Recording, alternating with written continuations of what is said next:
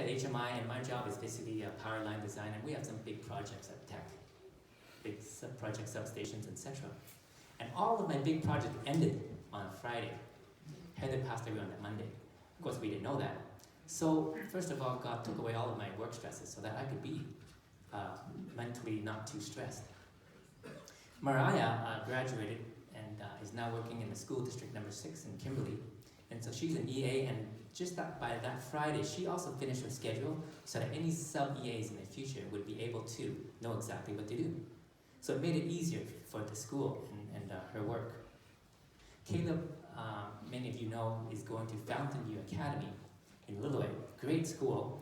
And every year there's something called Senior Survival where they go camping. And Caleb was telling me afterwards that usually the trip lasts anywhere from 4 to 10 days, but apparently this year they stopped at 3 days. And this is great because when he called that night, I was in Heather's room and I was able to pick up the phone, and Heather, basically say hi to Caleb, which we didn't know was her last time. Usually Caleb would call after she's in bed, so she doesn't really get a chance to talk to Caleb very much. Heather passing away on Monday also allowed Mariah to be at work. Otherwise, it would have been very difficult for her to see Mom pass away at home. Pastor Joe couldn't be here with us, but he and I talked a few weeks prior that if Heather passed away on a Sunday, the service would be next Sabbath. If it was on a Monday, then it would be the following Sabbath, 13 days later. Well, we didn't know at that time, but this actually fell on Heather's birthday. For today is Heather's 52nd birthday. But the most amazing thing is, with her health, I haven't slept in the same bed with Heather for 18 months because she couldn't really sleep very well. And if I tossed and turned, that would wake her up and that would ruin her night. So on Sunday night, I said, you're not feeling very well. Why don't you let me sleep beside you and I'll take care of you, every hour, because she was in pain and, bed sore and this and that. So I was able to sleep beside her and hold her hand, and knowing that that would be the last time.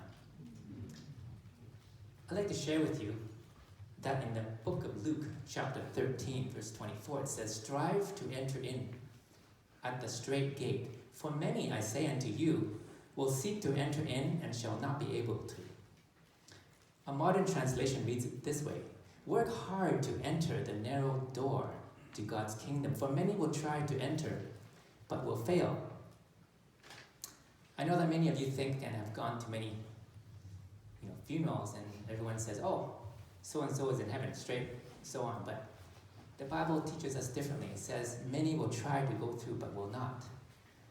God the Father gave all through Jesus on the cross to save you and me. In turn, we must also sacrifice all to gain heaven.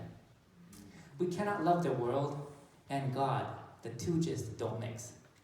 We don't know when our last day on earth is. I could be driving home and we could get an accident. I'm sure many of you know friends that all of a sudden suddenly pass away.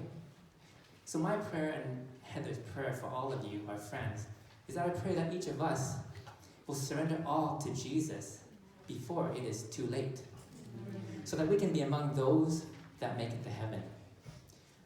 I'd like to end with this quote from one of my favorite authors. "We need to see that the way is narrow and the gate straight. But as we pass through the straight gate, the wideness is without limit." God is love.